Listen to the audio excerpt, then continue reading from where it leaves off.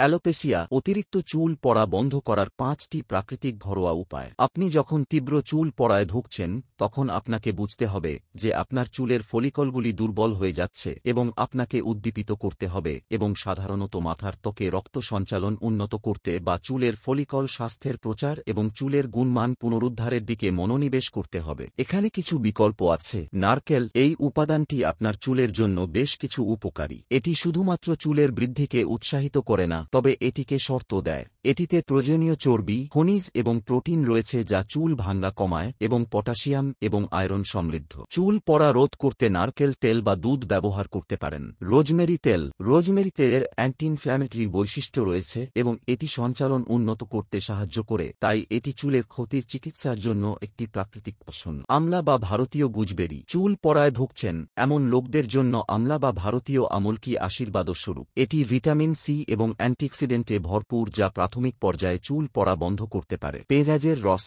এটি আপনার অনেকের কাছে কিছুটা আলাদা শোনাতে পারে, তবে বাস্তবে কয়েক ফোঁটা পেঁয়াজের রস আপনার চুলের বৃদ্ধিকে উদ্দীপিত করতে পারে এবং আপনার ত্বকের দাগগুলিতে চুল গজাতেও সাহায্য করতে পারে। ডিমের কুসুম আপনার চুলের জন্য বিস্ময়কর কাজ করতে পারে। এটি শুধু তাই নয়, চুলের বৃদ্ধিকেও উদ্দীপিত করে। ডিমে রয়েছে বেশ কিছু উপাদান যা চুল পড়া রোধ বা নিয়ন্ত্রণ করতে পারে। আমরা হোমিওপ্যাথি ওষুধ দিয়ে অ্যালোপেসিয়া সমস্যা কন্ট্রোল করে রাখি। নমস্কার, ভালো থাকবেন।